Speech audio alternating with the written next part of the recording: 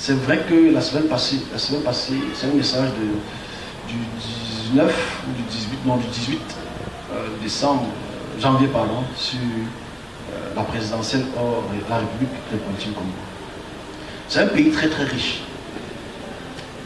Très très riche en ressources primaires, très riche. On a pu, par le service de Dieu, expliquer, comme d'autres serviteurs de Dieu, parce qu'il y en a beaucoup qui le disent, les situations qui arrivent au Congo, qu'on a même pu expliquer depuis 2017.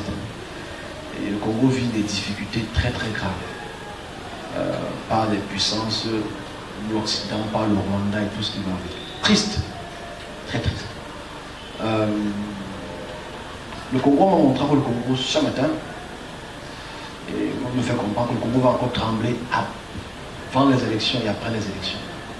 Hormis déjà ce qui mine le pays dans les divisions qui a déjà interethniques, qu'on a expliqué par la déchirure. Ceux qui étaient ici en 2018, j'avais pris un papier, j'avais déchiré comme ça, que voilà le Congo qui sera déchiré comme ça ici. On va se déchirer là aujourd'hui puissamment, il y a beaucoup de morts. Je dis, mais il y a un caveau, des caveaux de 50 corps qu'on avait enterrés dans les communautés. 50 morts comme ça, beaucoup. Je dis, il y a trop de morts, mais c'est un pays qui est très très religieux. Je suis désolé de dire ce que je l'ai dit, mais je dois dire ce que je l'ai dit. Le pape est arrivé au Congo et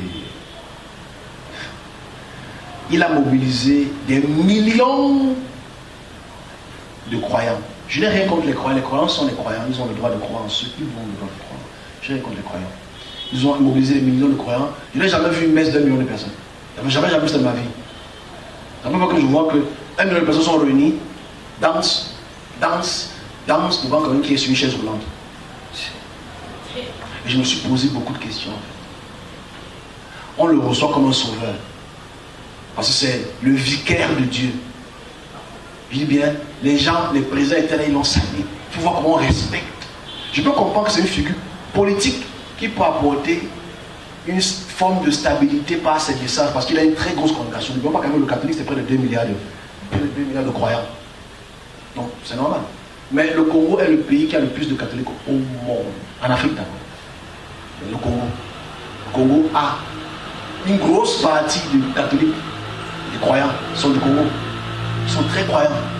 L'église catholique au Congo est très très puissante. Je sens de parler d'eux, hein. Parce qu'en fait, le Congo va trembler. Va sévèrement trembler après que le sauveur soit placé.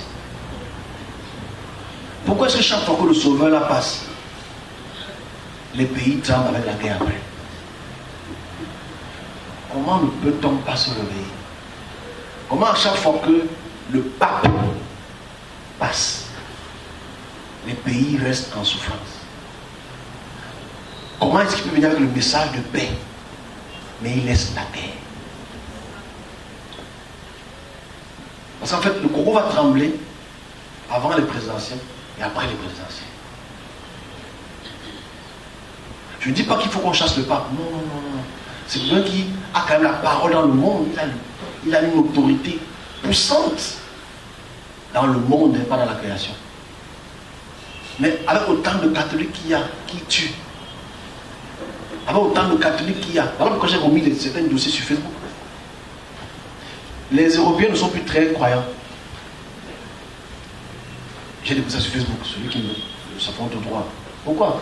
Parce qu'ils ont découvert que la plupart des catholiques sont des pédophiles, des homosexuels. On va dire, mais les églises européennes, oui, mais vous êtes l'église la plus puissante au monde. Vous avez le Christ en vous. Mais c'est vous qui éduquez les enfants, les parents à être homosexuels, à être pédophiles. Et en Afrique, on ne se réveille pas de ça. Parce qu'en fait, en Afrique, c'est les catholiques qui négocient les trucs importants au Cameroun. C'est triste, mais c'est la réalité. Revenons au Congo. Le Congo va trembler, va beaucoup trembler. Parce que quand on appelle le nom du Congo ce matin, on croit.